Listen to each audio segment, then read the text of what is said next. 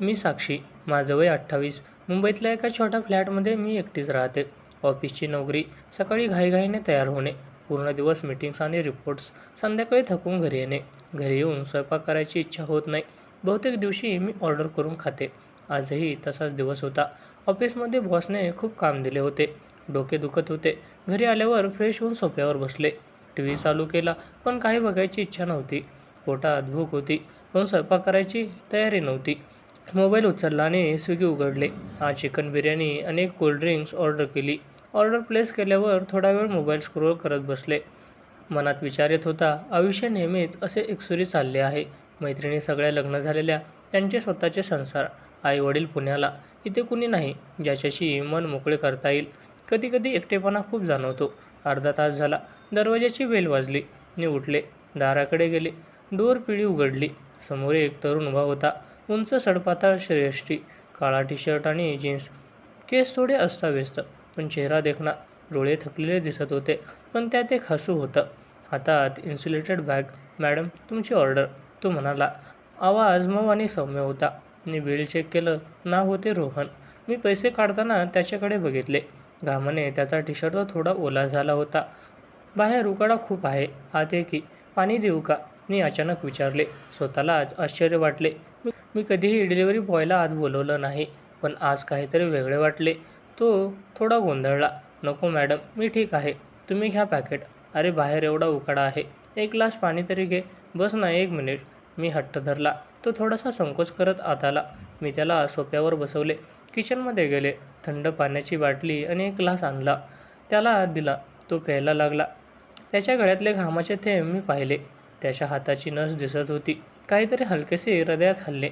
मी स्वतःलाच म्हणाले, साक्षी काय बघतेस तू? तुम्ही रोज डिलिव्हरी करता. मी संवाद सुरू केला.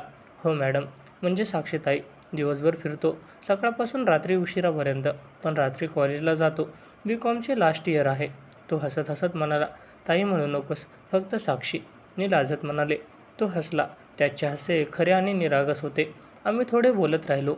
त्याने सांगितले की त्याचे वडील 2 वर्षापूर्वी गेले. आई आजारी आहे. गावाकडून मुंबईत आला आहे. पैशासाठीही नोकरी करतो. अभ्यासही चालू ठेवला आहे. मीही माझ्याबद्दल सांगितले. ऑफिस, एकटेपणा, पुण्याहून इथे नोकरीसाठी आले. तो बोलताना त्याच्या डोळ्यात एक जबाबदारी दिसत होती. मी त्याला बिर्याणीचा एक बॉक्स देऊ केला. घे, चाखून बघ, खूप चांगली आहे. नको साक्षी, ही तुमची ऑर्डर आहे. तो म्हणाला. अरे थोडासा तरी घे, मी एकटीच खाणार आहे. मी आग्रह केला. त्याने थोडी घेतली. मी दोघेही हसत बोलत होतो. त्याचे बोलणे ऐकताना मला बरं वाटत होतं. किती दिवसांनी कुणाशी मनमोकळे बोलायला मिळाले. तो जाण्यासाठी उठला. थँक्यू साक्षी, उद्या भेटू, तो म्हणाला. दार बंद करताना मी खिडकीतून त्याला स्कूटरवर बसून जाताना पाहिले. त्याची पाठ, त्याची चाल, मनात काहीतरी वेगळे घोळत होते. मी स्वतःलाच विचारले, काय चाललंय साक्षी? तो तर तुझ्यापेक्षा लहान दिसतोय. पण मन हसले. काय फरक पडतो? छान वाटलं ना? रात्री जेवण करताना त्याचा चेहरा वारंवार डोळ्यासमोर येत होता. त्याचे हसणे, त्याचे बोलणे, त्याची थकलेली पण आशेने भरलेली नजर. झोपताना देखील मन शांत नव्हते. उद्या पुन्हा ऑर्डर करू का, असा विचार येत होता. दुसऱ्या दिवशी ऑफिसमधून घरी येताना मी जाणून-बुजून पुन्हा स्विगी उघडले. यावेळी पास्ता आणि आईस्क्रीम ऑर्डर केले. मनात एक हलकीशी उत्सुकता होती. तो येईल का? आणि यावेळी काय बोलू? दार वाजले. मी दार उघडले. रोहन पुन्हा समोर उभा होता. यावेळी मी थोडे कपडे चांगले घातले होते. एक नाईस टॉप आणि कम्फर्टेबल जीन्स. त्याने पाहताच हसून म्हटले, आजही मीच आलोय. मी हसले. हो, आजही तूच. आत ये. तो आत आला. मी चहा बनवला. आम्ही किचनमध्ये उभे राहून बोलत होतो. चहा देताना माझा हात त्याच्या हाताला हळू स्पर्शला. क्षणभर दोघेही गप्प झालो. त्याने नजर काढली नाही. माझ्या मनात एक हलकीशी लहर उडली. तुम्ही, म्हणजे तू खूप एकटी वाटतेस, तो हळूवाजात म्हणाला. हो खूप, पण आज तुझ्याशी बोलल्यावर बरं वाटतंय, मी प्रामाणिकपणे म्हणाले. तो थोडा वेळ थांबला. आम्ही आणखी बोलत राहिलो. त्याच्या स्वप्नांबद्दल, त्याच्या आईबद्दल, मी माझ्या एकटेपणाबद्दल. हळूहळू वेळ कसा गेला कळलेच नाही. तो जाण्यापूर्वी मी म्हणाले, रोहन, कधीही चहा प्यायला ये, ऑर्डर नसली तरी. तो हसला आणि म्हणाला, नक्की येईल साक्षी. दार बंद झाल्यावर मी सोफ्यावर बसले. हृदय धडधडत होते. मनात एक नवीन भावना जागी झाली होती. हळूहळू अनपेक्षितपणे एक आकर्षण, एक आशा निर्माण होत होती. दुसऱ्या दिवशी ऑफिसमध्ये बसूनही माझे मन घरीच होते. रोहनचा चेहरा, त्याचे हसणे, त्याचा मऊ आवाज वारंवार आठवत होता. साक्षी, तू काय करतेस? मी स्वतःला विचारले, पण मनात एक हलकीशी उत्सुकता होती. घरी येताच मी स्विगी उघडले. यावेळी काहीतरी नवीन वेगळे ऑर्डर केले. व्हेज पुलाव आणि दही. ऑर्डर केल्यावर मी कपडे बदलले. एक सुंदर पण सोपा टॉप आणि जीन्स घातली. केस व्यवस्थित केले. स्वतःलाच हसू आले. काय चाललंय तुझ्या डोक्यात? अर्ध्या तासाने बेल वाजली. दार उघडले तर रोहन समोर होता. आज त्याचा चेहरा थोडा ताजा दिसत होता. साक्षी, आजही मीच. तो हसत म्हणाला, ये आत. आज काय ऑर्डर केलीस बघ? मी हसून म्हणाले. तो आत आला. पॅकेट सोफ्याजवळ ठेवले. मी चहा बनवायला किचनमध्ये गेलो. तो मागे आला. मी मदत करू का? नको बस, तू थकलेला असशील, मी म्हणाले. पण तो तरीही उभा राहिला. आम्ही दोघे किचनमध्ये उभे होतो. चहा बनवताना मी त्याच्याकडे बघत होते. त्याचे हात मजबूत दिसत होते. त्याने एकदा माझ्या हाताकडे बघितले आणि हसला. चहा घेऊन आम्ही सोफ्यावर बसलो. यावेळी बोलणे जास्त सहज झाले. त्याने सांगितले की त्याची आई काल रात्री तापाने आजारी होती. तिला रात्रभर झोप लागली नाही. मला ऐकताना मनात काळजी वाटली. तू एकटाच सगळे सांभाळतोस, खूप अवघड असणार, मी म्हणाले. हो साक्षी, पण काय करणार, आईसाठी सगळे करायचे, तो शांतपणे म्हणाला. त्याच्या डोळ्यात एक जबाबदारी आणि एकटेपणा दिसला. मी त्याच्या खांद्यावर हात ठेवला. तू खूप चांगला आहेस रोहन. तो माझ्याकडे बघून हसला. त्या हास्यात काहीतरी वेगळे होते. आम्ही बोलत बोलत वेळ कसा गेला कळलेच नाही. त्याने मला त्याच्या गावाकडच्या आठवणी सांगितल्या. मी माझ्या कॉलेजच्या लाईफबद्दल सांगितले. हसत हसत आम्ही दोघेही आरामात बसलो होतो. तो जाण्यापूर्वी मी म्हणाले, उद्या येशील का? मी काहीतरी बनवते. त्याने थोडं आश्चर्याने बघितले. साक्षी, तुला त्रास होईल. नाही, त्रास नाही होणार. तू येणार का? मी आग्रह केला. हो येईल, तो हसून म्हणाला आणि गेला. त्यानंतर तो यायला लागला. कधीकधी मी ऑर्डर करायचे, कधी फक्त चहा प्यायला ये म्हणून बोलवायचे. तो यायचा. आमचे बोलणे हळूहळू खोल होत चालले. एके दिवशी पाऊस पडत होता. तो भिजून आला. केस पाण्याने भिजलेले, टी शर्ट चिकटलेला. अरे देवा, भिजलास की, मी घाबरून म्हणाले. मी टॉवेल आणला आणि त्याचे केस पुसायला लागले. त्याच्या केसात बोट फिरवताना माझा हात थरथरले. तो शांत उभा होता. त्याची नजर माझ्या चेहऱ्यावर होती. साक्षी, तू खूप काळजी घेतेस, तो हळू आवाजात म्हणाला. तुला बघून वाईट वाटते, मी लाजत म्हणाले. त्याने माझा हात हळूच धरला. आम्ही एकमेकांकडे बघत राहिलो. हृदय जोरजोरात धडधडत होते. त्याने मला हळूच मिठी मारली. मीही त्याच्या छातीवर डोके टेकवले. पावसाचा आवाज आणि आमचे श्वास सगळं जादुई वाटत होते. हे बरोबर आहे का, असा विचार मनात आला. पण त्या क्षणी छान वाटत होते. त्यानंतर आमचे भेटणे रोजचे झाले. तो ऑफिस सुटल्यावर यायचा. मी त्यासाठी वाट बघायचे. एकदा मी त्याला माझ्या आवडीप्रमाणे गाण्याची प्लेलिस्ट दाखवले. आम्ही एकत्र ऐकत होतो. तो माझ्या शेजारी बसला होता. त्याचा हात माझ्या हाताजवळ होता. मी हळूच त्याच्या हातात बोटं गुंतवली. तो काहीच बोलला नाही, फक्त हात घट्ट धरला. रोहन, तुझ्याशी बोलल्यावर मला बरं वाटतं. एकटेपणा जाणवत नाही, मी कुजबुजले. मलाही साक्षी, तू माझ्यासाठी खूप खास आहेस, तो म्हणाला. त्याच्या आवाजात एक गोड भावना होती. एके दिवशी आम्ही एकत्र जेवत होतो. मी स्वयंपाक केला होता. तो खूप कौतुकाने खात होता. तुझा हात खूप चांगला आहे, तो म्हणाला. मी हसले. जेवण झाल्यावर आम्ही सोफ्यावर बसलो. मी एक चित्रपट लावला. त्याने हळूच माझ्या खांद्यावर हात ठेवला. मी त्याच्याजवळ सरकले. त्याच्या छातीवर डोके ठेवले. त्याच्या हृदयाचा आवाज ऐकत राहिले. त्याने माझे केस कुरवाळले. त्या स्पर्शाने शरीरात एक गोडी शहारे आली. मनात विचार येत होता, हा मुलगा माझ्यापेक्षा लहान आहे, आयुष्य वेगळे आहे, पण त्याच्याशी जे वाटते ते कधीच कुणाशी वाटले नव्हते. हळूहळू आकर्षण वाढत चालले होते. प्रेम नव्हते अजून, पण एक गहन ओढ होती. काळजी, आकर्षण आणि भावनिक जवळीक. तू जायच्या वेळी मी त्याला घट्ट मिठी मारली. उद्या लवकर ये. नक्की येईन, तू माझी वाट बघ, तो हसून म्हणाला. दार बंद झाल्यावर मी खिडकीत उभी राहिले. त्याचे स्कूटर दूर जाताना बघत राहिले. मन शांत आणि आनंद होते. रोहन माझ्या आयुष्यात हळूहळू रंग भरत होता. रोहन यायला लागल्यापासून माझे दिवस बदलले होते. ऑफिसमध्ये बसूनही मी घड्याळाकडे बघत राहायचे. आज तो केव्हा येईल, असा विचार मनात घोळत राहायचा. त्याच्या येण्याची वाट बघणे हा माझा नवीन आवडता वेळ झाला होता. आमचे बोलणे, हसणे, एकमेकांकडे बघणे, हळूहळू सगळे खोल होत चालले होते. एके दिवशी ऑफिस सुटल्यावर मी घरी आले. मी स्वयंपाक करून ठेवला होता. त्याला आवडणारे पनीर आणि चपाती. बेल वाजली. दार उघडले तर रोहन समोर उभा होता. आज त्याच्या चेहऱ्यावर थकवा जास्त दिसत होता. काय झालं, आज खूप थकलास वाटतं, मी काळजीने विचारले. कॉलेजचं असाइनमेंट होतं, त्यात रात्रभर बसलो, पण तुझ्याकडे यायचे होते म्हणून आलो, तो हसत म्हणाला. त्याचे हे वाक्य ऐकून माझ्या हृदयात गोड वाटले. मी त्याला आत घेतले. हात धरून सोफ्यावर बसवले. थोडा आराम कर, मी चहा आणते. चहा घेऊन आले तेव्हा तो माझ्याजवळ बसला. आम्ही एकत्र चहा पीत बोलत होतो. त्याने माझ्या हातात आपला हात घातला.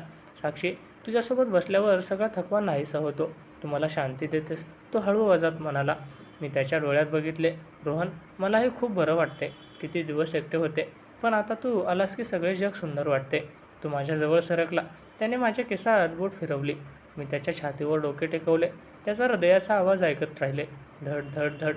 आमचे श्वास एकत्र होत होते. त्याने हळूच माझ्या कपाळावर ओठ टेकवले. त्या स्पर्शाने माझे संपूर्ण शरीर शहारले. रोहन, मी कुजबुजले. मी तुला खूप आवडतो का साक्षी? त्याने विचारले. हो खूप. तुझ्याशिवाय आता काहीतरी कमी वाटते, मी प्रामाणिकपणे म्हणाले. त्याने माझे गाल हाताने कुरवाळले. आमची नजर एकमेकांशी टक्करली. त्याचे ओठ हळूहळू माझ्या ओठांकडे आले. पहिली किस अतिशय हळू आणि भावनिक होती. जणू आम्ही एकमेकांना प्रथमच खरोखर जाणून घेत होतो. ती किस गहन झाली. माझे हात त्याच्या पाठीवर गेले. त्याने मला घट्ट मिठीत घेतले. आम्ही एकमेकांमध्ये हरवून गेलो. शब्द नव्हते, फक्त भावना होती. त्याच्या स्पर्शात काळजी होती, प्रेम होतं, एक ओढ होती. मी त्याला पूर्णपणे स्वीकारले. आम्ही सोफ्यावरून उठून बेडरूममध्ये गेलो. त्या रात्री आम्ही एकमेकांना जवळ केले. त्याने मला जणू पुजले. प्रेमाने भरलेल्या स्पर्शांनी मला कवटाळले. प्रत्येक स्पर्श, प्रत्येक किस, प्रत्येक घट्ट मिठी, सगळे भावनिक आणि गहन होते. मला खूप तृप्ती वाटली, फक्त शरीराने नव्हे तर मनाने, हृदयाने. मी त्याच्याकडे पूर्णपणे विलीन झाले. रात्री आम्ही एकमेकांच्या कुशीत झोपलो. त्याने मला घट्ट धरले होते. साक्षी, तू माझी आहेस, मी तुला कधी सोडणार नाही. तो कुजबुजला. मीही तुझीच आहे रोहन, तू मला पूर्ण केलेस. मी त्याच्या छातीवर डोके ठेवून म्हणाले. मनात विचार येत होता, हा मुलगा माझ्यापेक्षा लहान आहे, आयुष्य वेगळे आहे, पण प्रेमात काही फरक पडत नाही. त्याच्याबरोबर मी सुरक्षित, प्रेमळ आणि तृप्त वाटते. सकाळी तो जायला निघाला तेव्हा मी त्याला घट्ट धरले. जाऊ नकोस, अजून थोडा वेळ थांब ना. तो हसला. मला कामाला जायला लागेल, पण संध्याकाळी येईन, तू माझी वाट बघ. त्याने माझ्या कपाळावर किस केली आणि गेला. त्यानंतर आमचे नाते अधिक गहन झाले. तो रोज यायचा. आम्ही एकत्र जेवायचो, गप्पा मारायचो, एकमेकांना कवटाळायचो. कधीकधी तो मला आपल्या आईबद्दल सांगायचा, मी त्याला माझ्या भविष्याबद्दल सांगायचे. एकदा आम्ही खिडकीजवळ उभे होतो. पाऊस पडत होता. त्याने मला मागून मिठी मारली आणि गळ्यात चेहरा खुपसला. त्याच्या या मिठीत सगळे जग विसरून जाते. मी म्हणाले. तो म्हणाला, साक्षी, मी तुझ्याशी लग्न करू इच्छितो, पण अजून वेळ लागेल. अभ्यास, नोकरी. मी त्याच्या गालावर हात फिरवला. वेळ लागेल तर लागेल, मी वाट बघेन, कारण तू माझ्यासाठी सर्व काही आहेस. आमची जवळीक दिवसेंदिवस वाढत होती. शारीरिक जवळीक, भावनिक बंध आणि विश्वास सगळे एकत्र होते. मी त्याच्याकडून खरोखर तृप्त झाले होते. मन, शरीर आणि हृदय सगळे पूर्ण झाले होते. रोहन माझ्या आयुष्यात आला आणि त्याने सगळे रंगवले. रोहन माझ्या आयुष्यात आल्यापासून सगळे काही बदलले होते. आता सकाळी उठल्यावर पहिला विचार त्याचाच यायचा. ऑफिसमध्ये काम करताना त्याचेच मेसेज यायचे. साक्षी, जेवलास का? काळजी घे. आणि माझ्या चेहऱ्यावर आपोआप हास्य यायचे. आमचे नाते आता फक्त भेटीपुरते मर्यादित नव्हते, ते खोल, भावनिक आणि पूर्ण झाले होते. एके दिवशी संध्याकाळी तो लवकर आला. मी दार उघडले तेव्हा त्याने मला लगेच घट्ट मिठी मारली. आज मी खूप आनंदी आहे साक्षी, कॉलेजचा एक असाइनमेंट पूर्ण झाला. तो खूप उत्साहाने म्हणाला. मी त्याच्या गालावर किस केली. अरे वा, मला खूप अभिमान वाटतो तुझा. आम्ही एकत्र जेवायला बसलो. मी त्याला आवडणारे डाळ भात आणि ताक केले होते. जेवताना तो माझ्याकडे बघत राहिला. साक्षी, तू माझ्यासाठी एवढे सगळे का करतेस? त्याने अचानक विचारले. कारण तू मला पूर्ण करतोस रोहन, तुझ्याशिवाय माझे आयुष्य रिकामे होते. मी त्याच्या हातावर हात ठेवून म्हणाले. जेवण झाल्यावर आम्ही बाल्कनीत उभे राहिलो. हवेत गारवा होता. त्याने मला मागून मिठी मारली. त्याचे हात माझ्या पोटाभोवती गुंफले गेले. मी त्याच्या छातीवर डोके टेकवले. हे क्षण मला खूप मौल्यवान वाटतात. मी कुजबुजले. तो माझ्या केसात नाक खुपसत म्हणाला.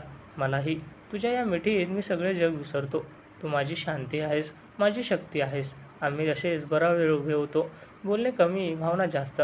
त्याने मला फिरवले आणि हळूच ओठांवर किस केली. ती किस प्रेमाने भरलेली होती. माझ्या डोळ्यात अश्रू आले. रोहन, तू मला इतके प्रेम देतोस की मी कधीच एकटी पडणार नाही असं वाटतं. त्यानंतर आमचे दिवस एकत्रित गेले. तो अभ्यासासाठी माझ्या फ्लॅटमध्ये बसायचा. मी त्याला चहा, स्नॅक देत बसायचे. कधीकधी मी त्याला शिकवायचे. तो मला ऑफिसची गोष्ट सांगायचा. आम्ही एकमेकांच्या छोट्या छोट्या काळज्या घ्यायचो. एकदा मला ताप आला. ऑफिसमधून घरी आले तेव्हा मी अशक्त होते. रोहन आला आणि मला बघताच घाबरला. साक्षी, तू झोप, मी औषध आणतो आणि खिचडी बनवतो. त्याने मला बेडवर झोपवले. कपाळावर हात ठेवला. औषध दिले आणि स्वयंपाक केला. त्याच्या काळजीने मला रडू आले. तू माझ्यासाठी एवढं करतोस, मी म्हणाले. तू माझी आहेस साक्षी, तुझी काळजी घेणे माझे कर्तव्य आहे. तो म्हणाला आणि मला घट्ट धरून बसला. त्या रात्री तो माझ्या शेजारी झोपला. त्याच्या कुशीत मी पूर्ण सुरक्षित वाटले. त्याच्या स्पर्शात प्रेम, काळजी आणि पूर्णता होती. आम्ही एकमेकांना जवळ केले, हळू, प्रेमळ आणि भावनिकरित्या. प्रत्येक स्पर्श, प्रत्येक किस आणि प्रत्येक मिठी आम्हाला एकमेकांशी अदक जोडत होती. मी त्याच्याकडून खरोखर तृप्त झाले. मन, शरीर आणि आत्मा सगळे पूर्ण झाले होते. दुसऱ्या दिवशी सकाळी तो म्हणाला. साक्षी, मी तुझ्याशी लग्न करू इच्छितो. आईला सांगितले आहे, ती तयार आहे. पण अजून थोडा वेळ लागेल. मी नोकरी स्थिर करतो, अभ्यास पूर्ण करतो. त्याचे डोळे आशेने भरले होते. मी त्याच्या हातात हात घालून म्हणाले, रोहन, मला काही घाई नाही. तू जेव्हा तयार होशील तेव्हा मी तुझी वाट बघेन, कारण तू माझे जग आहेस. आम्ही दोघेही हसत राहिलो. त्याने मला मिठीत घेतले आणि कुजबुजला, तू मला इतके बळ देतेस की मी काहीही करू शकेन. आम्ही आता बाहेरही जाऊ लागलो. पार्कमध्ये फिरायचो. हातात हात घालून लोक काहीही बोलत. आम्हाला फरक पडत नव्हता. एकदा पावसाळ्यात आम्ही भिजत फिरलो. तो मला स्कूटरवर घेऊन फिरायचा. मी त्याच्या पाठीशी घट्ट बसायचे. त्या क्षणात सगळे पूर्ण वाटायचे. आजही जेव्हा दार वाजते आणि रोहन येतो, माझे हृदय आनंदाने उघडते. तो फक्त डिलिव्हरी बॉय नव्हता. तो माझा प्रेमी, माझा साथीदार, माझा विश्वास होता. त्याने मला एकटेपणातून बाहेर काढले, प्रेम दिले आणि पूर्णत्व दिले. आमचे नाते हळूहळू वाढत आहे. भविष्यात काय होईल माहीत नाही, पण आज मी त्याच्याकडून खूप तृप्त आहे. भावनिक, रोमॅन्टिक आणि हृदयापासून. रोहनने माझ्या आयुष्यात रंग भरले आणि मी त्याला माझे सगळे दिले. ही कथा संपली नाही, तर नव्या सुरुवातीला आहे. आमचे प्रेम, आमची काळजी आणि आमची एकमेकांवरची श्रद्धा हे सगळे कायम राहील.